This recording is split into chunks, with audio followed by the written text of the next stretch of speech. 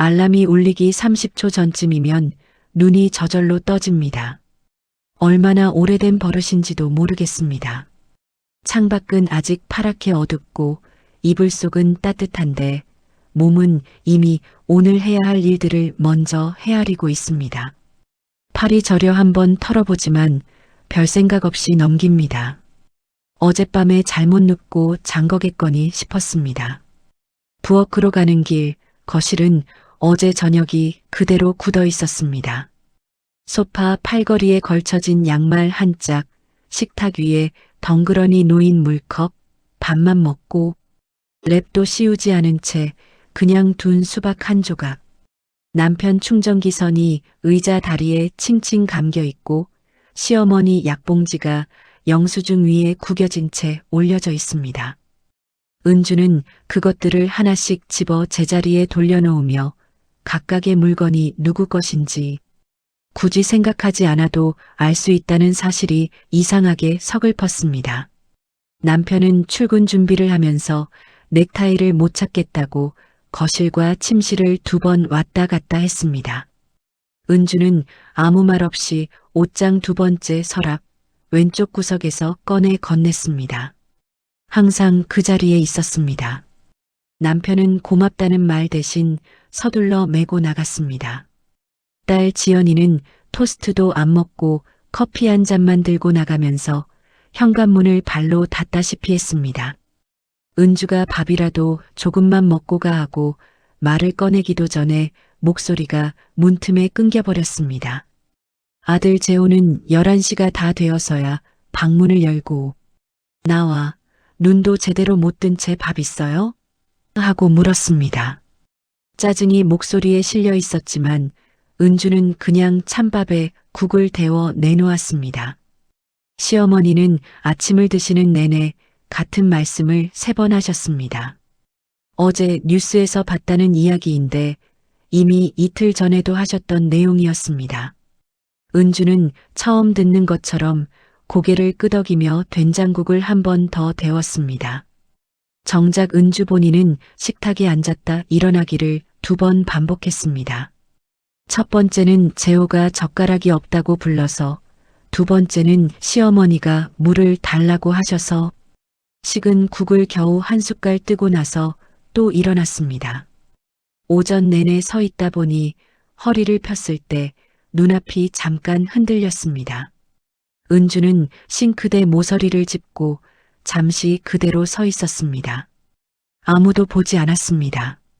가족들이 모두 나간 뒤 집이 갑자기 너무 조용해졌습니다. 세탁기 돌아가는 소리만 낮게 울리는 거실에 혼자 서 있으니 이 고요가 낯설게 느껴졌습니다. 매일 같은 집인데 혼자 있으면 가끔 여기가 내 집이 맞나 싶은 기분이 들기도 했습니다. 욕실 거울을 보다가 잠깐 멈췄습니다. 눈밑이 거뭇하게 꺼져 있고 볼에 살이 빠진 건지 전보다 얼굴이 작아 보였습니다. 은주는 피곤해서 그렇겠거니 하고 로션을 펴발랐습니다. 오후에 빨래를 걷다가 계단을 오를 때 숨이 평소보다 조금 일찍 찼습니다. 한층을 올랐을 뿐인데 가슴이 쿵쿵거렸습니다. 은주는 잠깐 난간을 잡고 숨을 골랐습니다. 이것도 그냥 넘겼습니다. 요즘 잠을 잘 못 자서 그런 것일 거라고 생각했습니다. 저녁을 다 차리고 설거지를 마칠 때쯤 손등에 멍이 든 걸 발견했습니다. 어디서 부딪혔는지 기억이 나지 않았습니다. 동전 크기만 한 멍이 옅은 보랏빛으로 피어 있었는데 누른 것도 아닌데 묵직하게 아팠습니다. 은주는 잠깐 그것을 들여다보다가 행주로 손을 닦고 불을 껐습니다. 그날도 그냥 늘 그렇듯 내가 조금만 더 참으면 되는 하루라고 생각했습니다. 목요일 오전 은주는 재래시장 입구에서 멈춰 섰습니다. 딱히 이유가 있었던 건 아닙니다. 생선 비린내와 기름 냄새가 뒤섞인 골목 어귀에서 눈앞이 갑자기 좁아지는 느낌이 들었습니다. 주변 소리가 물속에서 듣는 것처럼 웅웅거렸고 발바닥이 땅에서 살짝 뜨는 것 같았습니다. 은주는 옆에 있는 좌판 천막 기둥을 손으로 짚었습니다. 차가운 쇠 느낌이 손바닥에 와닿으면서 정신이 잠깐 돌아왔습니다. 아주머니, 괜찮으세요? 옆에서 참기름 병을 고르던 할머니가 걱정스러운 눈으로 쳐다보고 있었습니다. 은주는 얼른 입꼬리를 올렸습니다. 네, 괜찮아요. 갑자기 어지러워서요. 별거 아니에요. 그렇게 말하고 장바구니를 다시 집어들었습니다. 손이 미세하게 떨리고 있었지만 모른 척했습니다. 돌아오는 길이 유난히 멀게 느껴졌습니다. 평소엔 한 손에 들던 비닐봉지 2개를 이날은 중간에 내려놓고 쉬어야 했습니다. 아파트 입구 벤치에 잠시 앉아 숨을 고르는데 옆을 지나는 사람들이 모두 자기 갈 길을 가고 있었습니다. 은주는 봉지 손잡이 자국이 빨갛게 팬 손바닥을 내려다보았습니다. 집에 돌아와서도 쉬지 못했습니다. 냉장고 속 재료를 꺼내 반찬을 손질해야 했고 시어머니 점심 약도 챙겨야 했습니다. 도마 위에서 감자를 썰다가 칼이 옆으로 미끄러지며 왼손 검지를 살짝 베었습니다. 깊지 않은 상처였지만 피가 생각보다 오래 멈추지 않았습니다. 키친타월을 꾹 누르고 서 있으면서 은주는 손보다 이상하게 가슴 쪽이 더 무겁다는 느낌을 받았습니다. 밤이었습니다. 가족이 모두 잠든 시간, 은주는 혼자 욕실에 들어가 불을 켰습니다. 며칠 전부터 신경 쓰이던 것을 확인해야 했습니다. 속옷에 묻어있는 붉은 얼룩은 생리대가 아니었는데도 사라지지 않고 있었습니다. 가늘고 차가운 형광등빛 아래에서 그것을 확인하는 순간 가슴 한가운데에 돌덩이가 내려앉는 기분이 들었습니다. 가슴 한가운데에 돌덩이가 내려앉는 기분이 들었습니다.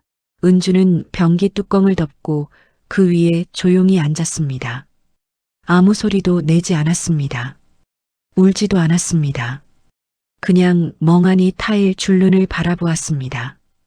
다음 날 새벽 이불 속에서 휴대폰을 꺼내 검색창에 증상을 입력했습니다. 몇 가지 단어들이 화면에 펼쳐지는 순간 손가락이 굳었습니다. 빨리 화면을 껐습니다. 심장이 귀 안쪽에서 뛰는 것처럼 느껴졌습니다. 병원 예약 전화를 넣으려고 한 것이 그날부터 사흘이었습니다. 첫째 날은 남편 외래 스케줄이 잡혀 있었고 둘째 날은 시어머니를 안과에 모시고 가야 했습니다. 셋째 날은 제호 서류를 떼러 구청에 가야 한다고 아침에 부탁이 들어왔습니다. 은주는 그때마다 수화기를 들었다가 내려놓았습니다. 그러다 금요일 오후 빨래를 넣는데 갑자기 다리에 힘이 풀리면서 그 자리에 주저앉았습니다. 넘어진 것도 아니고 크게 다친 것도 아니었습니다. 그냥 몸이 더 이상 서 있기를 거부하는 것 같았습니다. 베란다 바닥이 차가웠습니다. 잠깐 그 차가움을 느끼며 하늘을 올려다보다가 은주는 혼자 중얼거렸습니다. 병원은 가봐야겠구나. 소리를 낮춰 말했지만 그 말이 공기 중에 퍼지는 순간 처음으로 이 상황이 진짜라는 느낌이 왔습니다. 누구에게도 말하지 않을 생각이었습니다. 괜히 걱정만 시키는 일일 수도 있으니까 라고 스스로에게 말했습니다.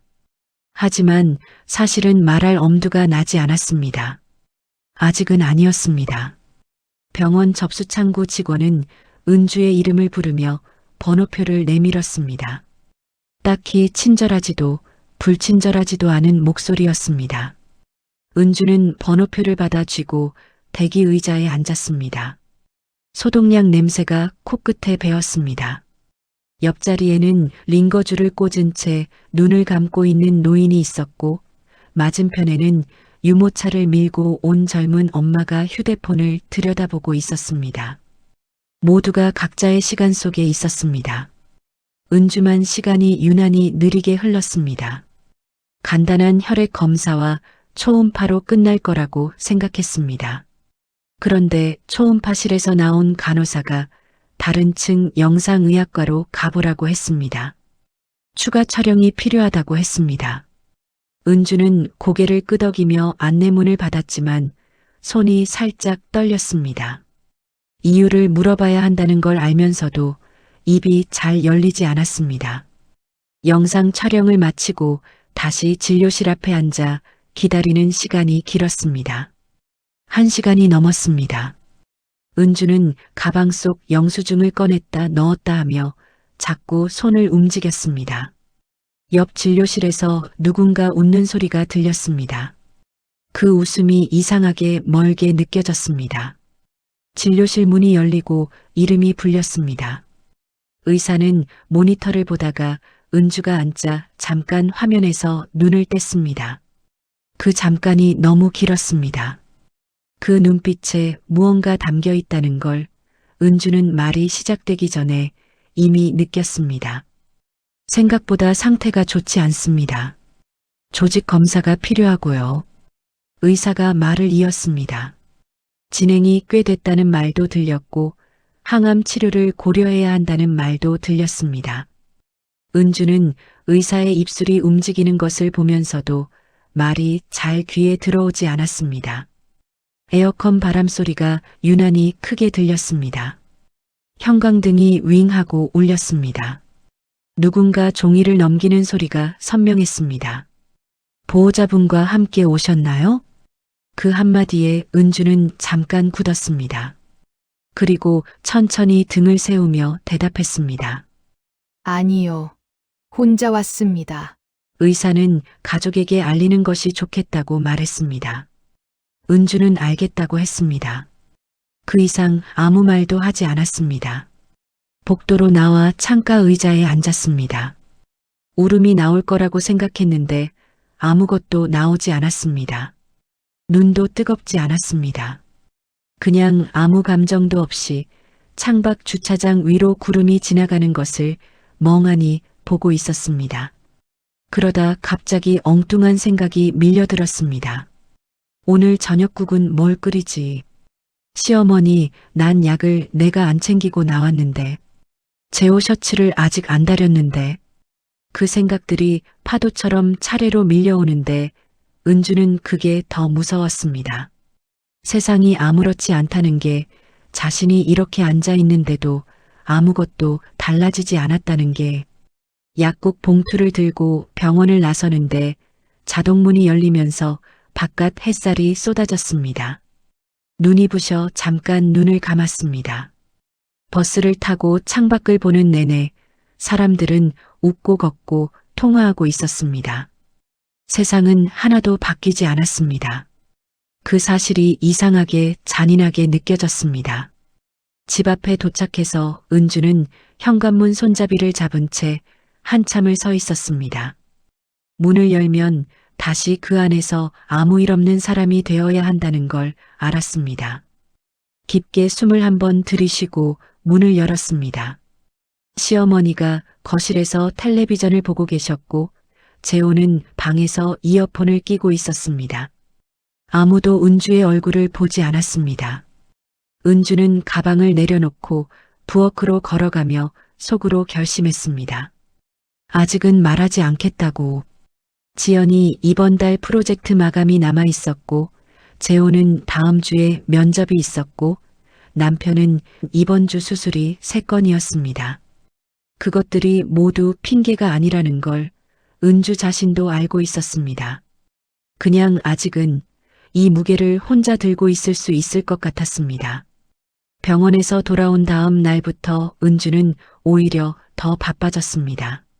몸이 시키는 게 아니라 마음이 시키는 바쁨이었습니다. 가만히 있으면 생각이 밀려오기 때문에 손을 멈추지 않는 방법을 택한 것이었습니다. 냉장고부터 시작했습니다. 유통기한이 지난 것들을 버리고 칸마다 같은 종류끼리 묶어 정리했습니다. 그 다음은 서랍이었습니다. 시어머니 약봉지를 날짜별로 나눠 지퍼백에 담고 요일과 시간을 매직으로 또렷하게 써붙였습니다. 건강보험 서류, 아파트 관리비 납부 확인서, 재호 학교 졸업 증명서, 지연이 어릴 적 예방접종 기록까지 파일에 끼워 정리했습니다. 남편이 거실을 지나다가 잠깐 멈추며 물었습니다. 갑자기 왜 이렇게 정리해요?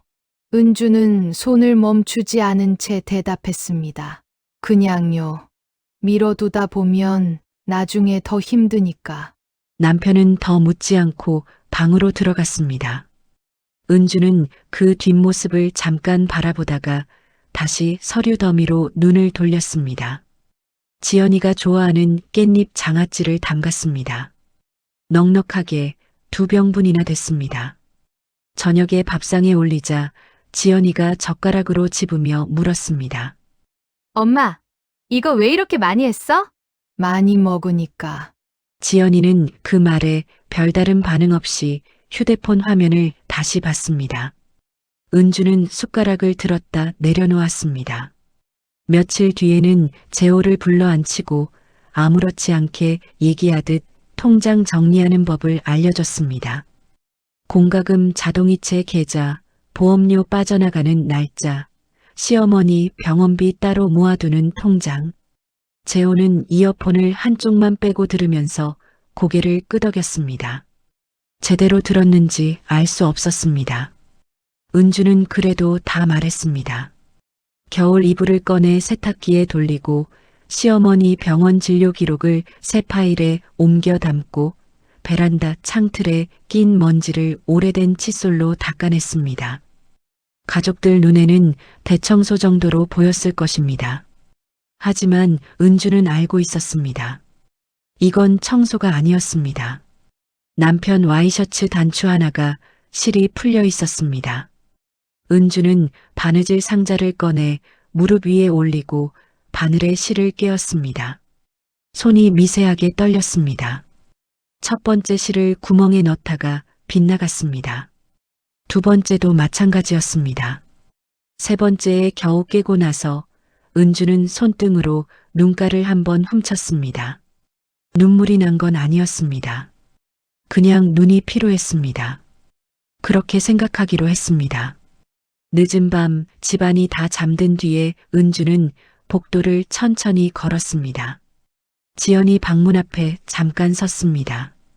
문틈으로 새어나오는 빛이 없었습니다. 재호 방 앞도 지나쳤습니다. 문 너머로 숨소리가 규칙적으로 들렸습니다. 침실에 들어가니 남편이 등을 돌리고 잠들어 있었습니다. 은주는 그 옆에 누우면서 천장을 올려다봤습니다. 처음으로 내가 없어진 뒤를 상상했습니다. 이 집에서 누가 아침 첫 번째로 냉장고를 열지, 누가 시어머니 약봉지에 요일을 써붙일지, 그 상상이 너무 구체적으로 그려져서 은주는 스스로 놀랐습니다. 무섭기보다 이상하게 쓸쓸했습니다. 다음 날 아침 은주는 서랍 맨 아래칸에서 오래된 메모장을 꺼냈습니다. 첫 장을 펼치고 펜을 쥐었습니다. 뭔가를 써야 한다는 건 알았지만 어디서부터 시작해야 할지 한참 생각했습니다. 결국 맨 위에 아주 작은 글씨로 이렇게 적었습니다. 재호 좋아하는 국, 지연이 목도리. 그렇게 시작되었습니다. 조직 검사 결과를 받은 날 오후 은주는 혼자 병원을 나왔습니다.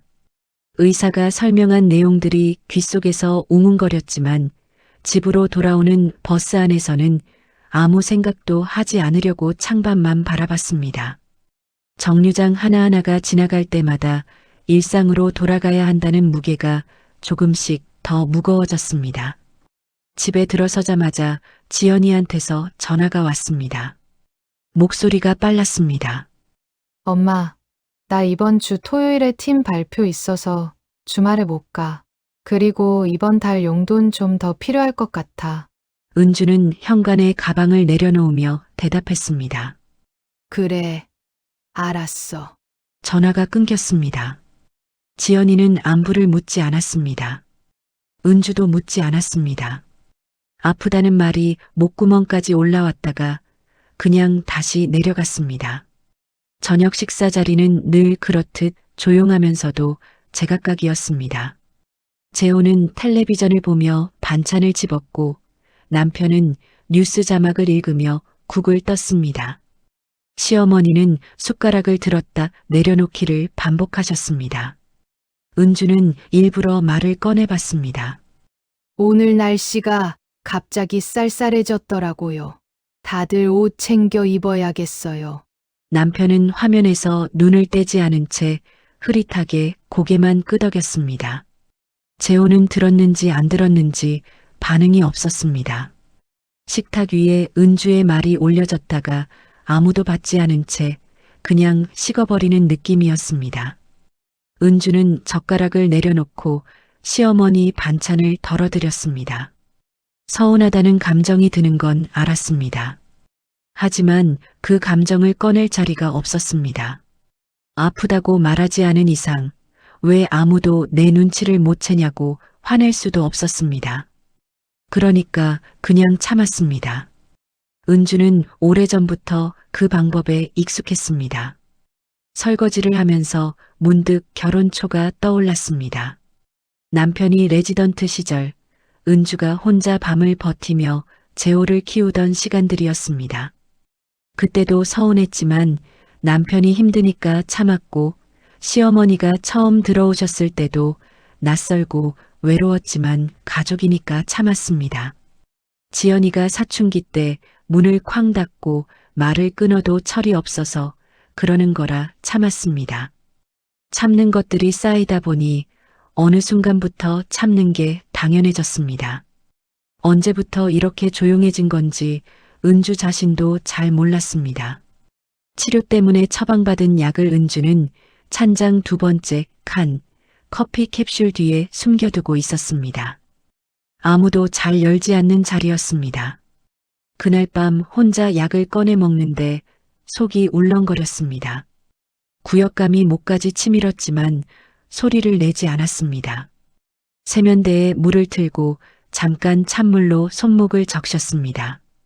아래층에서 재호가 크게 웃는 소리가 들렸습니다. 친구와 통화를 하는 것 같았습니다. 다음 날 아침 엘리베이터에서 같은 층 이웃 박 여사를 만났습니다. 박 여사가 은주 얼굴을 보더니 눈썹을 찌푸리며 말했습니다. 최 여사, 얼굴이 많이 안 좋아 보여요. 어디 아픈 거 아니에요? 요즘 보면 많이 수척해졌어. 은주는 웃으며 손을 저었습니다. 그냥 잠을 좀 못 잤어요. 별거 아닙니다.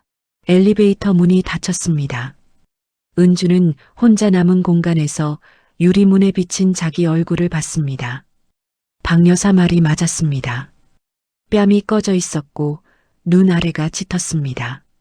가족 중 누구도 그 얼굴에 대해 한마디도 하지 않았다는 사실이 그 순간 선명하게 와 닿았습니다. 그날 밤 은주는 베란다에 혼자 나가 앉았습니다. 식어가는 공기가 얼굴에 닿았습니다. 차를 한 모금 마시다가 컵을 두 손으로 감싸 쥐었습니다. 눈물이 나오지는 않았습니다. 그냥 조용히 가슴 한켠이 쓰렸습니다. 나도 한 번쯤은 기대했었습니다. 누가 먼저 오늘 괜찮았냐고 물어봐 주기를. 항암 치료 첫날은 월요일 아침 9시였습니다. 은주는 6시에 일어나 가족들 아침을 다 차려놓고 나왔습니다. 남편은 일찍 출근하고 없었고 재호는 아직 자고 있었습니다. 시어머니 약을 식탁 위 잘 보이는 자리에 올려두고 그 옆에 메모지 하나를 남겼습니다. 어머님, 이거 아침 드시고 드세요. 은주는 메모지를 한 번 더 읽어보고 가방을 들었습니다. 병원 암센터 대기실은 조용했습니다. 들어서는 순간 냄새가 달랐습니다. 소독약보다 더 묵직하고 낯선 냄새였습니다. 접수를 마치고 안내받은 대로 처치실로 들어갔습니다. 검사복으로 갈아입고 차가운 침대에 올라앉았습니다. 간호사가 왼팔 안쪽을 짚어보다가 바늘을 꽂았습니다. 은주는 반대쪽 벽을 보며 숨을 참았습니다. 따끔한 건 금방 지나갔지만 링거줄이 연결되는 순간 이게 진짜 시작이라는 느낌이 왔습니다. 서류 동의서에 서명할 때 잠깐 망설였습니다. 보호자 서명란이 따로 있었습니다. 간호사가 조용히 말했습니다. 혼자 결정하시겠습니까? 은주는 고개를 끄덕이며 자기 이름을 적었습니다. 네, 제가 하겠습니다. 속으로는 무서웠습니다. 하지만 그 무서움을 꺼낼 자리가 없었습니다. 치료가 끝나고 집으로 돌아오는 길, 버스에서 내리자마자 속이 뒤집혔습니다. 구역감이 파도처럼 밀려왔습니다. 은주는 아파트 입구 화단 옆에 잠깐 쪼그리고 앉아 입을 막았습니다. 지나가는 사람이 없기를 바랐습니다.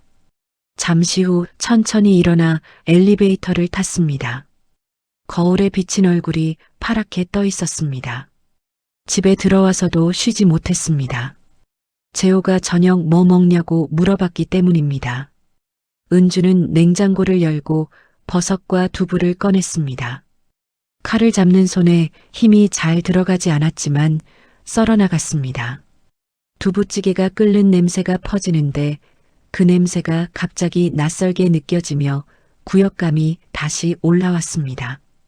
은주는 불을 줄이고 잠깐 부엌 창문을 열었습니다. 찬바람이 들어왔습니다. 그걸 맞으며 숨을 골랐습니다. 3주 뒤 두 번째 치료를 받고 돌아온 날 저녁이었습니다. 욕실에서 샤워를 마치고 나오다가 배수구를 내려다봤습니다. 머리카락이 한 움큼 엉켜 있었습니다.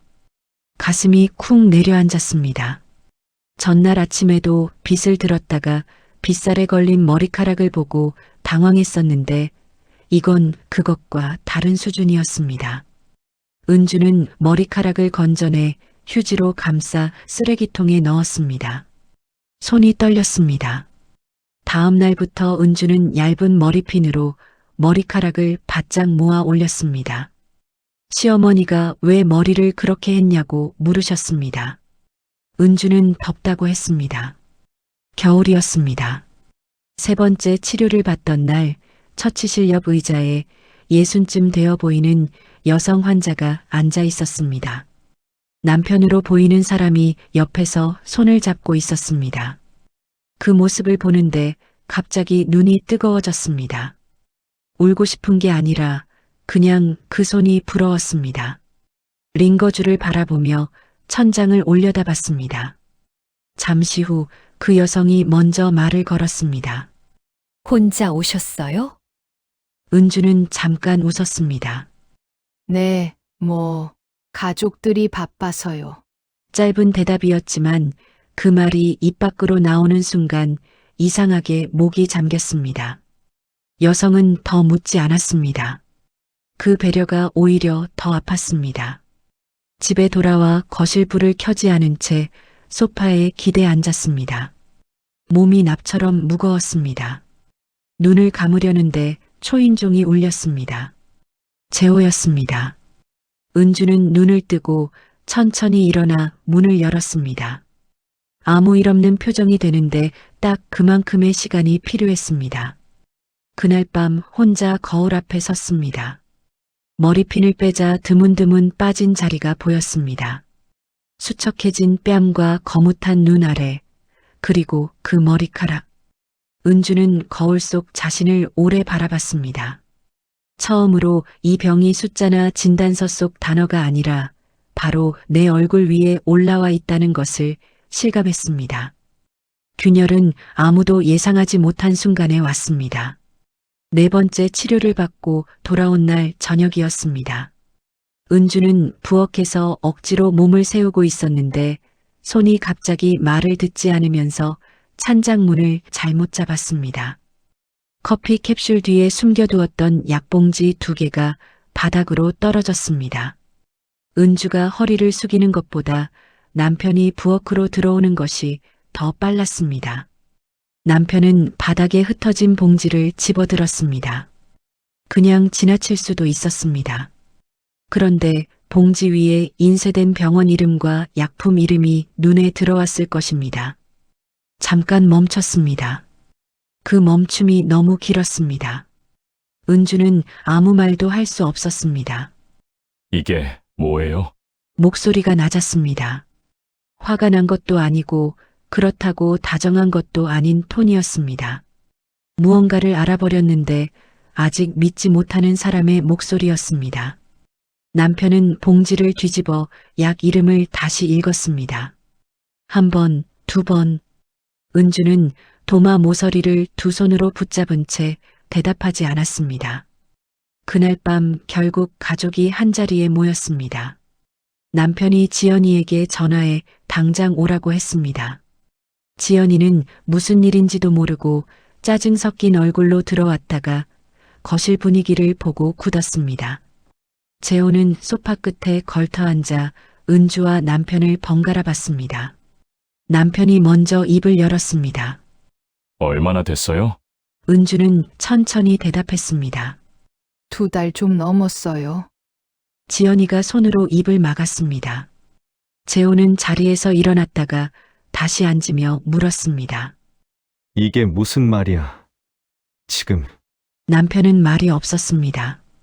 의사인 그가 아무 말도 못하고 있다는 사실이 방 안의 공기를 더 무겁게 만들었습니다. 은주는 그 침묵 속에서 왜 말하지 않았는지 설명해야 한다는 것을 알았습니다. 그런데 말할수록 자신이 더 미안해지는 이상한 상황이 됐습니다. 아픈 사람은 자신인데 가족들을 달래고 있었습니다. 지연이가 결국 울음을 터뜨리며 말했습니다. 엄마, 나한테 왜 말을 안 했어? 내가 그때 프로젝트 하고 있을 때 엄마 이러고 있었던 거야? 은주는 딸의 어깨를 손으로 가만히 두드렸습니다. 위로를 받아야 할 사람이 위로를 하고 있었습니다. 말할 틈이 있었냐고 묻고 싶었습니다. 하지만 그 말은 꺼내지 않았습니다.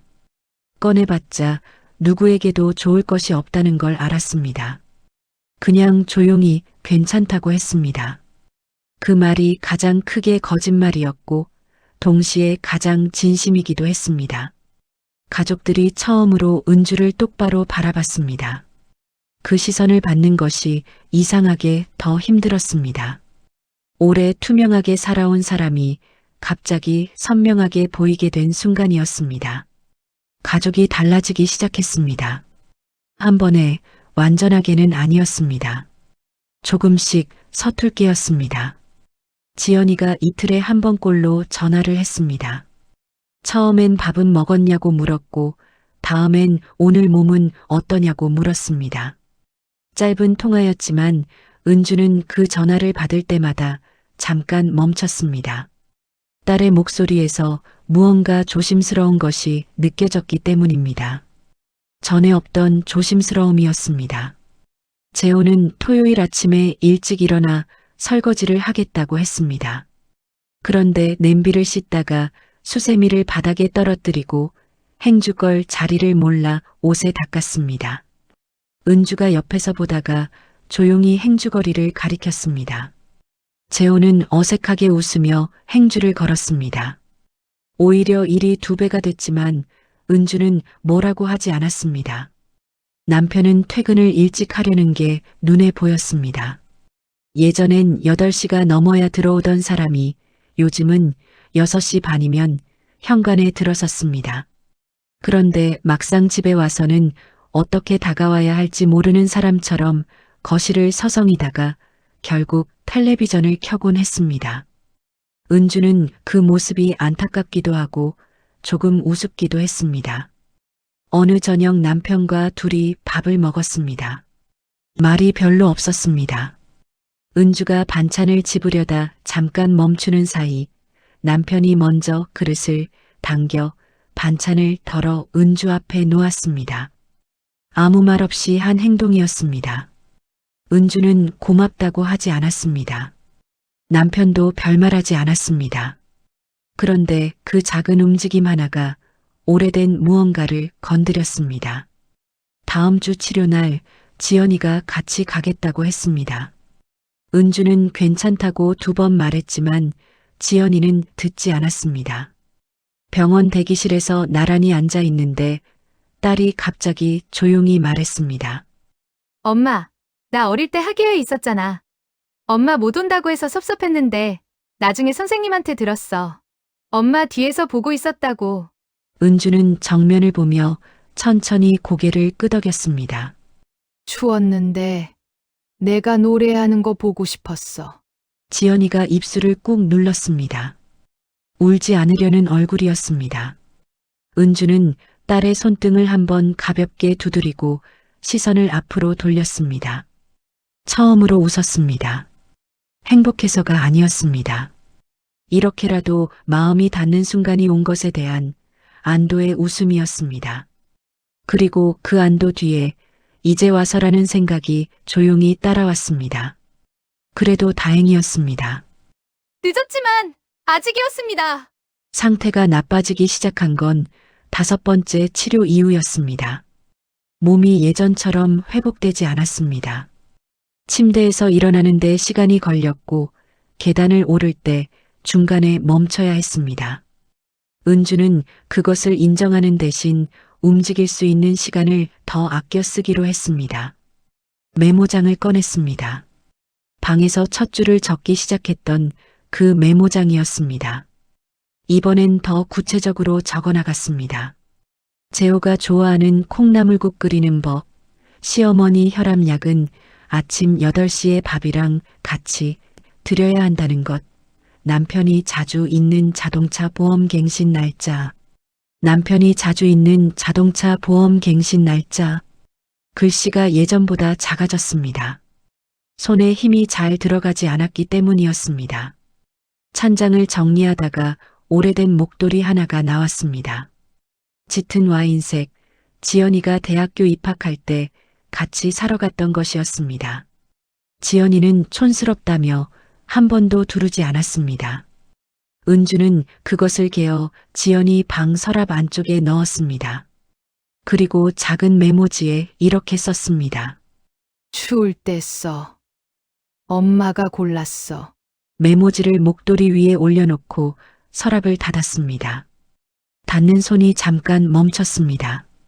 재호에게는 편지를 쓰기로 했습니다. 여러 번 고쳐 썼습니다. 처음엔 긴 이야기를 썼다가 지웠습니다. 결국 남긴 건 몇 줄이었습니다. 면접 떨어져도 괜찮아. 사람 잘 챙기는 사람이 돼. 엄마는 그걸로 충분해. 봉투에 넣고 재호 이름을 썼습니다. 글씨가 삐뚤었습니다. 남편에게 쓰는 편지는 가장 오래 걸렸습니다. 서운했던 것들을 쓰다가 고마웠던 것들도 쓰다가 결국 2가지가 뒤섞였습니다. 가난했던 신혼 때 월급날을 기다리며 함께 라면을 끓여 먹던 일, 재호가 열이 나던 밤 둘이 번갈아 이마를 짚던 일. 그 기억들이 원망보다 먼저 왔습니다. 마지막에 이 한 줄을 남겼습니다. 혼자 밥 먹지 말아요. 사진첩을 꺼내 펼쳤습니다. 젊은 시절 은주의 얼굴이 나왔습니다. 웃고 있었습니다. 지금의 얼굴과 겹쳐 보이다가 겹쳐지지 않았습니다. 죽음이 무섭다기보다 이 사진 속 시간들이 아무도 모르게 사라질 것 같다는 생각이 더 아팠습니다. 잊히는 것, 그게 더 두려웠습니다. 봉투 3개를 나란히 놓았습니다. 지연, 재호, 그리고 남편. 은주는 그것들을 바라보다가 메모장을 다시 펼쳤습니다. 쓸 것이 아직 남아 있었습니다. 시어머니 주치의 전화번호, 보험증서 위치, 그리고 냉동실 가장 안쪽에 있는 갈비찜은 설날에 꺼내서 데워 먹으면 된다는 것까지. 죽음을 준비하는 게 아니었습니다. 사랑을 정리하고 있었습니다. 은주는 그렇게 믿기로 했습니다. 입원을 하게 된 건 12번째 날 새벽이었습니다. 통증이 전과 달랐습니다. 가족들이 구급차를 불렀고 은주는 들것에 실리면서 천장을 올려다봤습니다. 집 천장이었습니다. 얼마나 많은 밤을 이 천장을 보며 누워 있었는지 그제야 생각났습니다. 병실에서 며칠이 지나고 은주는 한 사람씩 따로 불러 말을 건네기로 마음먹었습니다. 말할 수 있을 때 제대로 해야 한다고 생각했습니다. 남편이 먼저였습니다. 그가 의자를 당겨 침대 옆에 앉자 은주는 그의 손을 먼저 잡았습니다. 뼈가 느껴지는 손이었습니다. 오래 같이 살았는데 이 손을 이렇게 오래 들여다본 적이 없었습니다. 당신도 나름대로 버텼다는 거 알아요. 남편은 고개를 숙였습니다. 어깨가 흔들렸습니다. 의사인 그가, 진단서를 수십 년 써온 그가 아내 손을 잡고 아이처럼 울었습니다. 은주는 그 손을 놓지 않았습니다. 지연이는 들어오자마자 울지 않으려고 입술을 꾹 깨물었습니다. 그 얼굴이 어릴 적 혼나고도 절대 울지 않으려던 모습과 똑같았습니다. 은주는 피식 웃음이 났습니다. 엄마처럼 살지 마. 참는 게 다가 아니야. 내 몫의 삶을 살아. 지연이가 결국 고개를 떨구었습니다. 은주는 딸의 머리를 한번 쓸어내렸습니다. 숨이 조금 찼지만 티를 내지 않았습니다. 재호는 문 앞에 한참 서 있다가 들어왔습니다. 끝내 눈을 마주치지 못하고 침대 발치 쪽을 바라봤습니다. 은주가 먼저 말했습니다. 재호야, 스스로 너무 미워하지 마. 엄마는 내가 그냥 사람답게 살면 돼. 재호의 턱이 떨렸습니다. 참으려는 게 보였습니다. 그러다 결국 무너졌습니다. 은주는 아무 말도 하지 않았습니다. 그냥 그가 우는 소리를 들었습니다. 시어머니는 보호자 없이는 올 수 없어 재호가 모시고 왔습니다. 시어머니는 병실에 들어서며 두리번거리셨습니다. 은주를 보시더니 손을 내미셨습니다. 무슨 말인지 알아들을 수 없는 소리를 하셨지만 손의 힘은 강했습니다. 은주는 그 손을 두 손으로 감쌌습니다. 말보다 그것으로 충분했습니다. 밤이 됐습니다. 가족들이 모두 병실 안에 있었습니다. 지연이는 창가 의자에서 눈을 감은 척했고 재호는 바닥에 등을 기대고 앉아 있었고 남편은 침대 옆에서 팔짱을 낀 채 은주를 바라봤습니다. 은주는 그 얼굴들을 하나씩 천천히 봤습니다. 무서웠습니다. 솔직하게 말하면 무서웠습니다. 하지만 그보다 조금 더 강한 것이 있었습니다. 이 사람들 얼굴을 보며 마지막 말을 할 수 있었다는 것이었습니다. 아무도 쉽게 잠들지 못하는 밤이었지만 은주는 그 밤이 이상하게 따뜻했습니다. 새벽 2시쯤이었습니다. 병실 창문 커튼 사이로 주차장 불빛이 가늘게 새어들어왔습니다. 의료기기가 낮게 울렸고 복도 어딘가에서 간호사 발소리가 멀어졌습니다. 그 소리들이 이상하게 또렷하게 들렸습니다. 가족들은 모두 자리를 지키고 있었습니다. 지연이는 침대 옆 보조의자에 앉아 상체를 앞으로 기울인 채 은주의 손을 잡고 있었습니다. 재호는 벽에 등을 기댄 채 눈을 감고 있었지만 잠든 것이 아니었습니다. 숨소리가 너무 조용했습니다. 남편은 서서 창밖을 보다가 몇 분마다 한 번씩 은주 쪽으로 고개를 돌렸습니다. 은주는 눈이 또렷할 때와 흐려질 때가 번갈아 왔습니다. 또렷할 때는 천장 모서리가 선명하게 보였고 흐려질 때는 가족들 얼굴이 빛 번진 것처럼 번졌습니다. 그 경계를 오가는 동안에도 손의 온기는 느껴졌습니다. 지연이의 손이었습니다. 차갑지 않았습니다. 남편이 이름을 불렀습니다. 은주야 하고 결혼하고 이렇게 자주 이름을 부른 적이 없었는데 오늘 밤 들어서만 벌써 여러 번이었습니다. 은주는 그 소리를 들을 때마다 눈을 조금 더 뜨려고 했습니다. 짧은 장면들이 스쳤습니다. 재호가 5살 때 열이 나던 밤 작은 등을 손바닥으로 문지르던 감각. 지연이가 처음 엄마라고 부르던 날의 목소리. 신혼집 부엌이 얼마나 좁았는지 둘이 서면 어깨가 닿았었는지 그 기억들이 현재의 손 온기와 겹쳐졌습니다. 은주는 숨이 얕아지는 것을 느꼈습니다.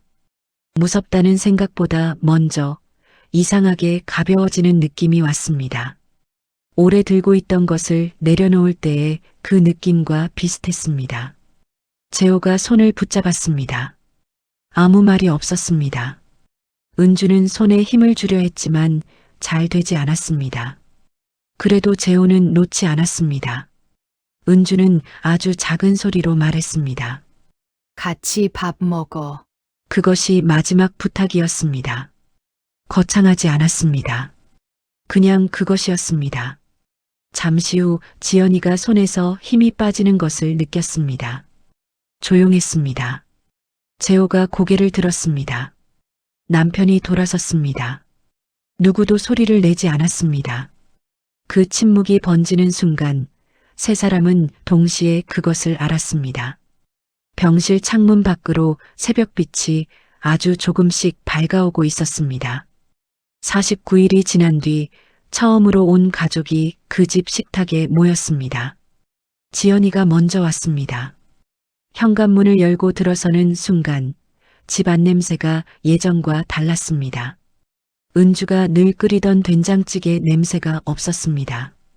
그 없음이 생각보다 크게 느껴졌습니다. 지연이는 외투를 벗다가 멈췄습니다. 외투걸이 옆 서랍에서 와인색 목도리가 보였습니다. 자기 방에서 챙겨온 것이었습니다. 출근길에 처음 둘러봤는데 생각보다 따뜻했습니다. 지연이는 아무 말 없이 외투를 걸었습니다. 재호는 부엌에 서 있었습니다. 메모장을 펼쳐놓고 냄비 앞에 서 있었습니다. 은주가 적어둔 콩나물국 레시피였습니다. 콩나물은 뚜껑 열지 말고 끓여야 한다는 줄 아래 별표가 그려져 있었습니다. 재호는 그 별표를 한참 보다가 뚜껑을 닫았습니다. 국이 끓는 소리가 났습니다.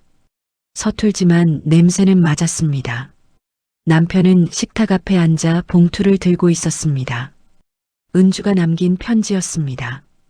서랍 정리를 하다가 발견했습니다. 이미 2번을 읽었는데 또 읽고 있었습니다. 혼자 밥 먹지 말아요 라는 마지막 줄에서 매번 멈췄습니다. 남편은 편지를 접어 가슴 주머니에 넣었습니다. 그리고 일어나 수저를 하나씩 꺼내놓기 시작했습니다. 4개를 놓다가 잠깐 멈추고 3개로 다시 모았습니다. 그러다 다시 4개를 놓았습니다. 시어머니는 재호 옆에 앉아 계셨습니다. 오늘따라 말씀이 없으셨습니다. 재호가 국을 떠서 앞에 놓아드리자 조용히 숟가락을 드셨습니다. 한 모금 드시더니 재호를 보셨습니다. 잘 끓였네. 재호는 대답 대신 고개만 끄덕였습니다. 눈이 빨개졌습니다. 식탁에 모두 앉았습니다. 처음엔 말이 없었습니다. 숟가락 소리만 났습니다. 그러다 지연이가 먼저 입을 열었습니다. 다음 주에 또 올게. 재호가 받았습니다. 나도 남편은 아무 말도 하지 않았지만 국그릇을 한 번 더 채웠습니다. 그것으로 충분했습니다. 식탁 한켠에 은주가 쓰던 메모장이 놓여 있었습니다. 누가 치우지 않았습니다. 앞으로도 그럴 것 같았습니다. 은주는 없었지만 은주가 하던 사랑은 그 식탁 위에 그대로 있었습니다. 서툰 손으로 끓인 국 안에, 처음 둘러본 목도리 안에, 가슴 주머니 속 접힌 편지 안에 사라진 게 아니었습니다. 남겨진 것이었습니다. 오늘의 이야기 어떠셨나요?